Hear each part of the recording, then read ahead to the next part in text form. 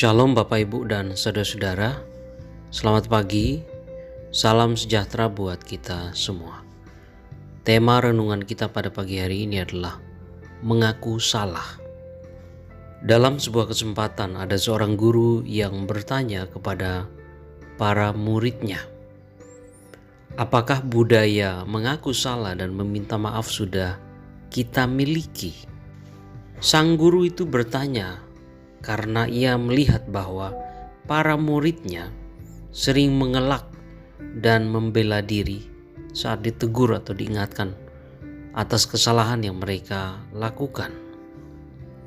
Dari sini saudara-saudara kita bisa melihat bahwa mengaku salah itu adalah sesuatu yang sangat sulit, sesuatu yang tidak mudah untuk dilakukan. Tetapi apa salahnya jika kita mengaku salah pada saat kita melakukan sebuah kesalahan? Melalui renungan kita pada pagi hari ini kita diajak untuk memahami bahwa setiap kita pasti punya kelemahan dan kekurangan hingga dapat melakukan kesalahan, dan karena itu kita juga harus berani untuk mengakui setiap kesalahan kita. Ada sebuah kisah atau perumpamaan yang disampaikan oleh Tuhan Yesus dalam Lukas 15 ayat 11 sampai ayat 24. Perumpamaan ini adalah sebuah perumpamaan yang sangat terkenal.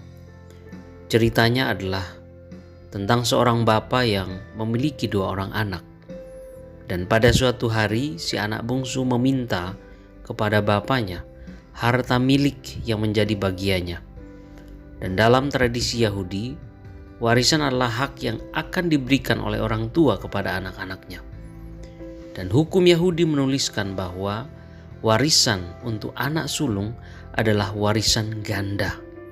Dan adik-adik dari si sulung mendapat 1/3. Warisan ganda adalah tambahan warisan yang diberikan oleh orang tua pada anak sulung. Jika masing-masing anak mendapat 1 bagian, maka anak sulung mendapat 1 bagian tambahan dan menjadi 2 bagian.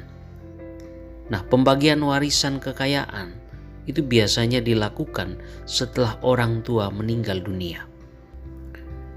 Dan menurut hukum ada semacam denda jika warisan diberikan sebelum orang tua meninggal dunia. Nah, dalam kisah ini diceritakan bahwa si bungsu meminta warisan dari ayahnya sebelum orang tuanya meninggal dunia.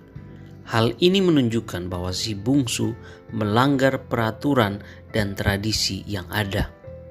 Dan setelah memperoleh warisan dari orang tuanya, ia pun meninggalkan rumah dengan membawa semua warisan atau harta yang didapatkannya. Di perantauan, si bungsu memboroskan harta miliknya dengan berfoya-foya. Lalu terjadilah bencana kelaparan di negeri itu dan ia menjadi miskin. Lalu ia bekerja menjadi penjaga babi. Bagi orang Yahudi, babi adalah binatang yang najis. Dan menjaga babi berarti membiarkan dirinya dinajiskan. Dan sebagai hukuman dari hal itu adalah dibuang dari komunitas Yahudi. Kelaparan, kesusahan yang berkepanjangan membuat si bungsu menyadari perbuatannya terhadap orang tua dan keluarganya di masa lalu. Mungkin jika si bungsu tidak mengalami situasi semacam ini, ia tidak akan menyadari kesalahan yang diperbuatnya. Dan kesadaran itu membuatnya ingin kembali kepada bapaknya. Dan ia rela bekerja sebagai upahan pada bapaknya daripada berada di tanah asing dan bekerja pada tuan yang tidak mengasihinya. Ia berniat kembali kepada bapaknya dan mengaku salah dengan berkata, "Bapa, aku telah berdosa kepada surga dan juga kepada Bapa. Aku tidak layak lagi disebutkan sebagai anak Bapa. Jadikan aku sebagai bagian dari upahanmu." Dari kalimat tersebut, kita dapat membayangkan pergumulan si bungsu hingga sampai pada keinginan mengaku salah pada orang tuanya. Pasti sulit, apalagi jika mengingat bagaimana ia meminta warisan pada orang tuanya yang dilakukan mungkin dengan sedikit paksaan. Mengaku salah itu sukar dilakukan oleh orang-orang yang tinggi hati, merasa selalu benar, dan tidak belajar dari pengalaman hidup. Nah, di sini saudara-saudara, si bungsu yakin bahwa dengan mengaku salah pada bapaknya, maka persoalan yang dihadapi saat ini akan terpecahkan. Untuk berani mengakui kesalahannya, ia merendahkan hatinya.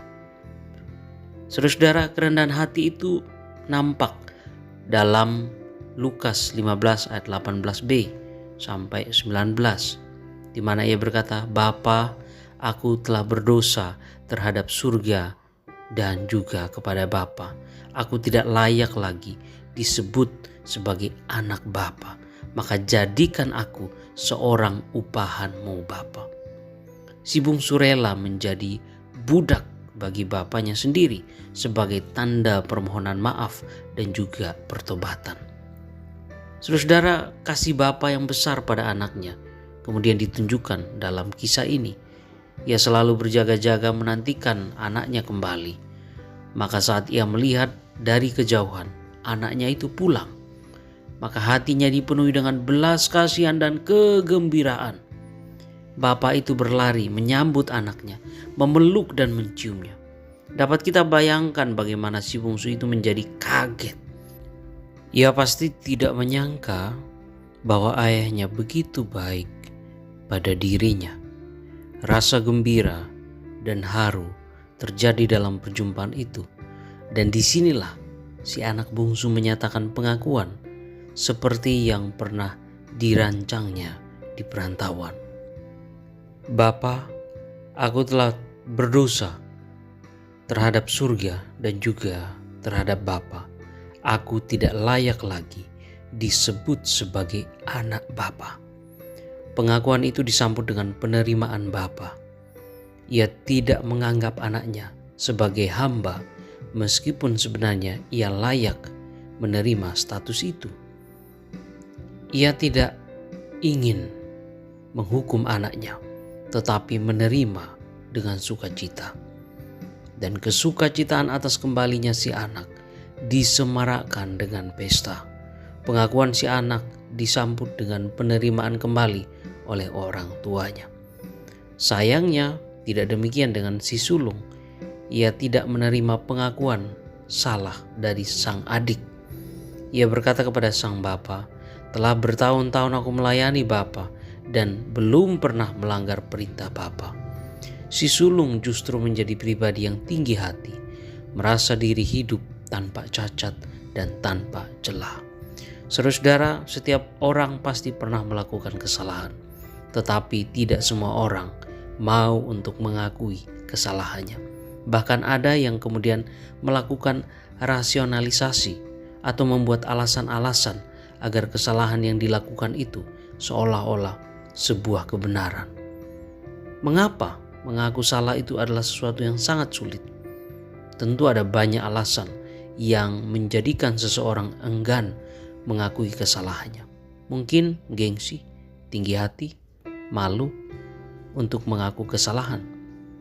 Padahal kesalahan barulah bisa diampuni jika ada pengakuan. Artinya, dengan kata lain, tanpa pengakuan tidak akan terjadi penerimaan dan pengampunan. Kiranya renungan pagi hari ini memberkati kita semua. Amin.